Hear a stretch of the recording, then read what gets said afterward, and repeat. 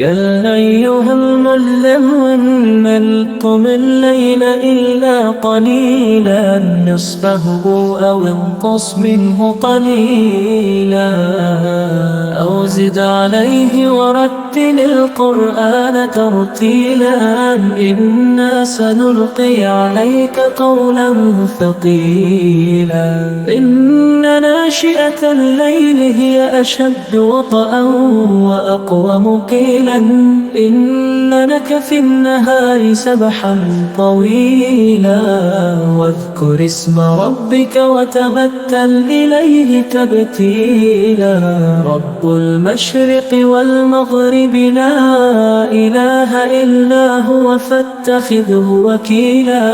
واصبر على ما يقولون واهجرهم هجرا جميلا وذرني والمكذبين أولي النعمة ومهلهم قليلا إن لدينا أنكالا وجحيما وطعاما ذا غصة وعذابا أليما يوم ترجف الأرض والجبال وكانت الجبال كثيبا مهيلا إنا أرسلنا إليكم رسولا شاهدا عليكم كما أرسلنا إلى فرعون رسولا فعصى فرعون الرسول فأخذناه أخذا وبيلا فكيف تتقون إن كفرتم يوما يجعل الولدان شيبا السماء منفطر به كان وعده مفعولا إن هذه تذكرة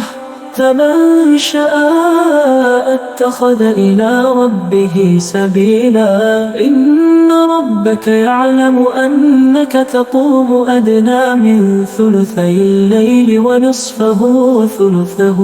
وطائفة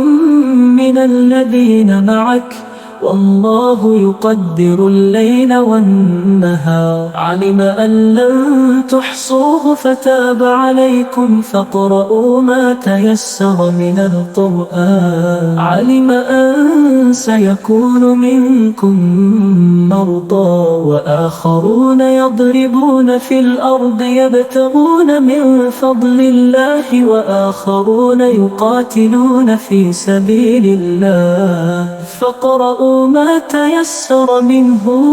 وأقيموا الصلاة وآتوا الزكاة وأقرضوا الله قرضا حسنا وما تقدموا لأنفسكم من خير تجدوه عند الله هو خيرا وأعظم أجرا واستغفروا الله إن الله غفور رحيم